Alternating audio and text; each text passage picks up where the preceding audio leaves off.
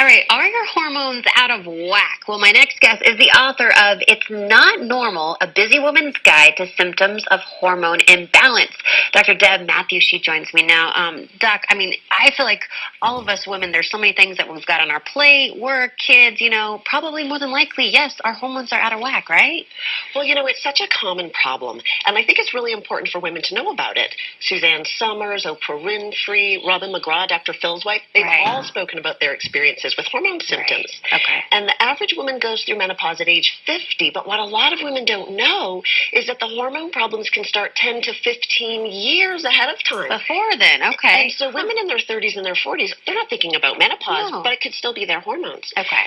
And so a lot of women are having symptoms. They don't really understand why, and they go to their doctor to complain, but they walk out the door with a prescription for a sleeping pill or an antidepressant. Well, really, it could be their hormones. Okay. So how do we get our hormones in check? How do we put them back to balance? Yeah, well, let's first ask, could your hormones be out of whack? So we have a quiz. Okay. Question number 1 is, are you having a hard time getting out of bed and starting your day? Most people say yes to that, right? And question number 2, does your energy crash in the late afternoon? Okay. And question number 3, are you short-tempered and snapping at your family? Oh, no.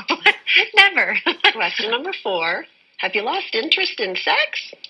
Question number 5, are you having a hard time staying asleep? A lot of people wake up at 2 a.m. and at 4 a.m.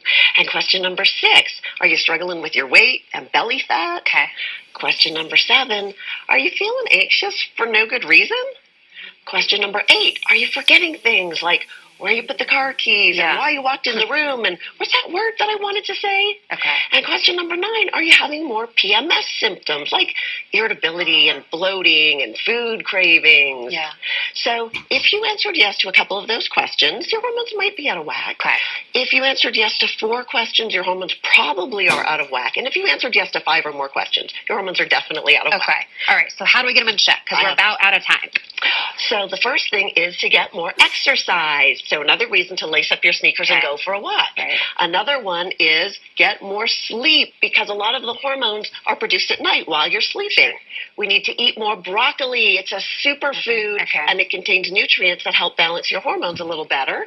And cut out sugar. Sugar drives your hormones reason to right cut out of whack. All right. And then the last one is to reduce stress.